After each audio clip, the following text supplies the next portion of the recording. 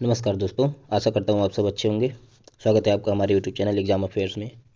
दोस्तों, आज का जो हमारा टॉपिक है वो है ब्रिटिश भारत के दौरान ब्रिटिश वायसराय की सूची। हम इस वीडियो में देखेंगे कि ब्रिटिश भारत के समय भारत में जो भी वायसराय नियुक्त हुए उनके कार्यकाल के बारे में, उनके कार्यकाल के दौरान जो घटनाएँ घटित हुई भारत में उनके बारे में विस्तृत रूप से देखेंगे। दोस्तों, जैसा कि हमें पता है, भारत में 1857 के विद्रोह के बाद वायसराय की पदवी की शुरुआत हुई थी। 1857 का जो विद्रोह हुआ उसके बाद से जो भारत का गवर्नर जनरल था उसको भारत का वायसराय के नाम से जाना जाने लगा। 1857 से लेकर आज़ादी तक के समय तक भारत में कई वायसराय बने, जिनमें से कुछ महत्वपूर्ण वायसराय और उनके समय काल में घटी घटनाओं के बारे में हम चर्चा करेंगे। तो इस प्रकार भारत के पहले वायसराय जो हुए वो लॉर्ड कैनिंग थे। भारत के पहले वायसराय अगर आपसे पूछे कौन था तो लॉर्ड कैनिंग भारत के पहले वायसराय हुए और भारत के अंतिम गवर्नर जनरल भी। इनके शासनकाल में 1857 का विद्रोह हुआ। सबसे महत्वपूर्ण घटना तो यही हो जाती है कि 1857 का विद्रोह किसके शासनकाल में हुआ, तो उस समय लॉर्ड कैनिंग थे। उसके बाद जिसके कारण भारत में ईस्ट इंडिया कंपनी के हाथों से जो भारत का शासन था, ईस्ट इंडिया कंपनी जो है भारत में शासन करती थी, उसको ब्रिटिश सरकार के अधीन कर दिया गया 1857 के विद्रोह के बाद। अगर आपसे क्वेश्चन पूछता है कि भारत में ईस्ट इंडिया कंपनी के जो शासन हाथों में था उसको किस वायसराय के समय काल में ब्रिटिश सरकार के हाथों में स्थानांतरित कर दिया गया, तो लॉर्ड कैनिंग थे। देखते हैं इनके समय की प्रमुख घटनाएं क्या थी। तो इन्होंने जो है भारत शासन अधिनियम 1858 की घोषणा की थी। सबसे इम्पोर्टेंट है, 1857 का विद्रोह हुआ। 1857 में ही कलकत्ता, मद्रास एवं बम्बई में 3 विश्वविद्यालयों की स्थापना की गई थी लॉर्ड कैनिंग के समय काल में। भारतीय दंड संहिता जो हमारा आईपीसी है, इंडियन पिनल कोड, उसकी भी शुरुआत इन्हीं के शासनकाल में हुई थी। एक आंदोलन हुआ था वहाबी आंदोलन, उसका दमन भी इन्हीं के शासनकाल में हुआ था।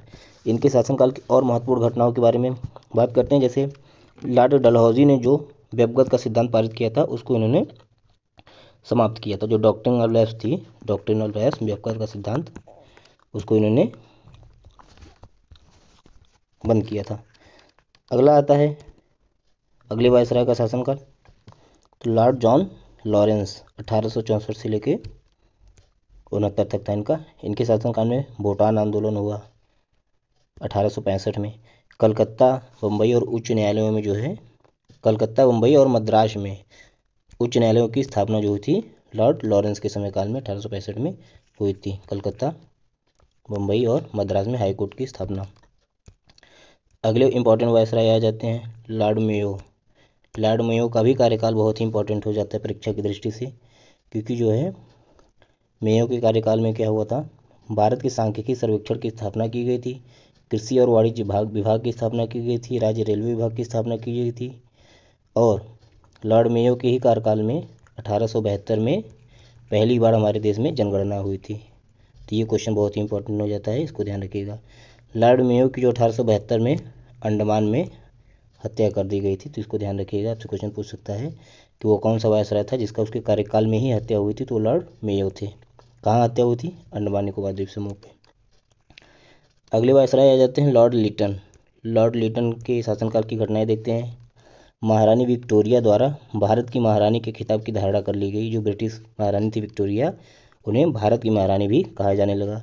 वर्नाकुलर प्रेस एक्ट पारित हुआ था। बहुत ही इंपॉर्टेंट क्वेश्चन है, क्वेश्चन पूछे अगर कि वर्नाकुलर प्रेस एक्ट किस वायसराय के शासनकाल में पारित हुआ था, तो लॉर्ड लिटन थे। वर्नाकुलर प्रेस एक्ट बहुत ही खतरनाक ये एक्ट था दोस्तों। इसमें क्या था कि अगर किसी भी कंपनी के बारे में या ब्रिटिश शासक के बारे में कोई भी खबर छपती थी, अगर गलत खबर है उसके विरोध में छपती थी, तो उसको सारी संपत्ति जब्त कर लिया जाता था उस कंपनी का। अगला देखते हैं, फिर आते हैं लॉर्ड रिपन। लॉर्ड रिपन का कार्यकाल जो था 1880 से लेकर 1884 तक था।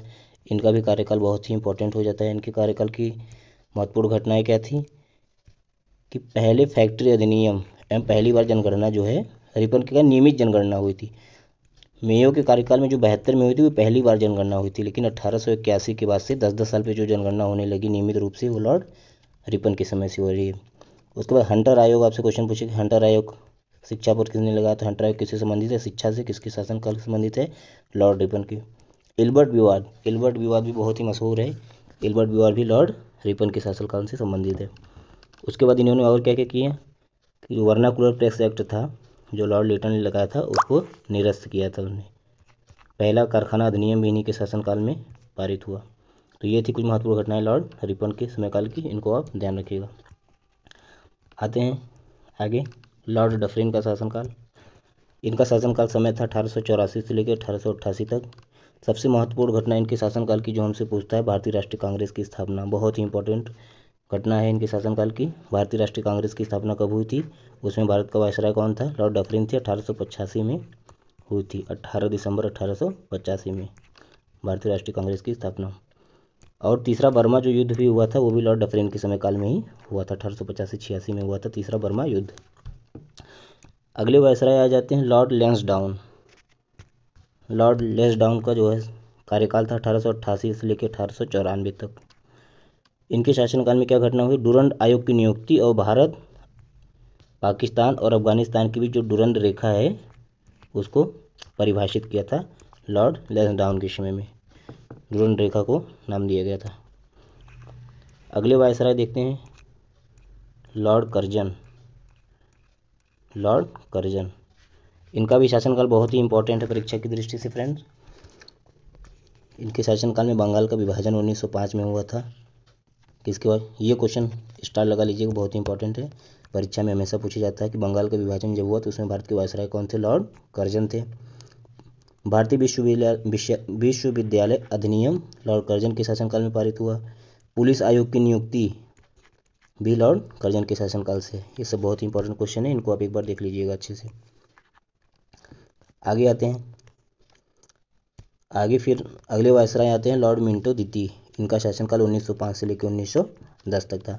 स्वदेशी आंदोलन, स्वदेशी मूवमेंट जो चलाया गया था वो लॉर्ड मिंटो द्वितीय के समय में चलाया गया। सूरत कांग्रेस का विभाजन सूरत कांग्रेस का एक अधिवेशन सूरत में हुआ था जिसमें कांग्रेस दो भागों में विभाजित हो गया था, नरम दल और गरम दल। उस समय जो है वायसराय कौन थे, लॉर्ड मिंटो द्वितीय। इस चीज़ को ध्यान रखिएगा। इन्हीं के समय में मुस्लिम लीग की स्थापना होती है 1906 में। मॉर्ले मिंटो सुधार 1909 में आता है लॉर्ड मिंटो द्वितीय के समय काल में। अगले वायसराय आ जाते हैं लॉर्ड हार्डिंग द्वितीय। ये भी बहुत इंपॉर्टेंट है परीक्षा की दृष्टि से। इसमें क्या क्या चीज़ें हुई, पहला विश्व युद्ध जो हुआ था वर्ल्ड वॉर फर्स्ट, उसमें वायसराय कौन थे भारत में, लॉर्ड हार्डिंग द्वितीय। बंगाल विभाजन का विलोपन जो 1905 में लॉर्ड कर्जन के समय में बंगाल का विभाजन हुआ था उसको इन्होंने निरस्त किया। दिल्ली स्थानांतरण, भारत की पहली राजधानी कोलकाता से दिल्ली इन्हीं के शासनकाल में आई थी, लॉर्ड हार्डिंग की। 1915 में हिंदू महासभा के फाउंडेशन भी इन्हीं के शासनकाल में हुआ। आगे देखते हैं लॉर्ड चेम्सफोर्ड, यह भी बहुत ही इंपॉर्टेंट है। गांधी जी की भारत में वापसी होती है लॉर्ड चेम्सफोर्ड के शासनकाल में। होम रूल लुक की भी स्थापना होती है। लखनऊ का सत्र जो लखनऊ अधिवेशन होता है 1916 में, कांग्रेस 1907 में जो दो दलों में विभाजित हुआ रहता है इसमें फिर से पुनर्मिलन हो जाता है। गांधी जी का पहला सत्याग्रह, भारत में पहला सत्याग्रह जो चंपारण सत्याग्रह होता है उस समय लॉर्ड चेम्सफोर्ड थे। ये क्वेश्चन इंपॉर्टेंट है। जलियांवाला बाग नरसंहार, ये दोनों क्वेश्चन इंपॉर्टेंट है कि जलियांवाला बाग हत्याकांड जो हुआ था 13 अप्रैल 1919 को, उस समय भारत के वायसराय कौन थे, तो लॉर्ड चेम्सफोर्ड, बहुत इंपॉर्टेंट है। उसके बाद खिलाफत मूवमेंट आता है। खिलाफत मूवमेंट 1919 से 1920, उस समय भी लॉर्ड चेम्सफोर्ड ही भारत के वायसराय थे। आगे आते हैं, अगले वायसराय आते हैं लॉर्ड रेडिंग। लॉर्ड रेडिंग के शासनकाल की घटनाएं देखते हैं। चौरी चौरा कांड जो हुआ था, चौरी चौरा घटना जो गोरखपुर में हुई थी 1922 में, उसमें भारत के वायसराय लॉर्ड रेडिंग थे, इन्हीं शासनकाल में हुई। असहयोग आंदोलन की वापसी भी इन्हीं शासनकाल में हुई। चौरी चौरा कांड के बाद ही गांधी जी ने असहयोग आंदोलन वापस ले लिया था। स्वराज पार्टी की स्थापना इन्हीं के शासनकाल में हुई।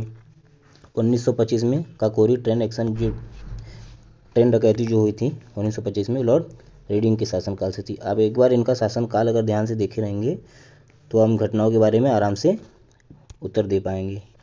फिर आते हैं लॉर्ड इरविन, बहुत ही इंपॉर्टेंट है इनका शासनकाल भी। लॉर्ड इरविन का शासनकाल कब से था, 1926 से लेकर 1931 तक था। इनके शासनकाल की संपूर्ण घटनाएं आप एक बार अच्छे से देख लीजिएगा, यहाँ से क्वेश्चन पूछता है। Gandhi Irwin pact, Gandhi Irwin समझौता भी कहते हैं इसको, इन्हीं शासनकाल से संबंधित है। पहला गोलमेज सम्मेलन जो हुआ था 1930 में, वो भी लॉर्ड इरविन के शासनकाल से। सविनय अवज्ञा आंदोलन और दांडी मार्च का शुभारंभ, सिविल डिसोबीडियंस मूवमेंट जो था वो भी लॉर्ड इरविन के समय से ही था। ये इंपॉर्टेंट, इसको ध्यान रखिएगा ये क्वेश्चन। पूर्ण स्वराज की घोषणा भी इन्हीं के शासनकाल में हुई। लाहौर का जो 1929 का अधिवेशन हुआ वो भी लॉर्ड इरविन के शासनकाल में हुआ। साइमन कमीशन और उसका बाइकआउट, साइमन कमीशन को पता है भारत में 1928 में आया था, उसका बाइकआउट भारत में हुआ था, तो वो भी लॉर्ड इरविन के शासनकाल से संबंधित है। बाकी चीज़ें आप देख लीजिएगा एक बार, जो जो इंपॉर्टेंट था हमने बता दिया।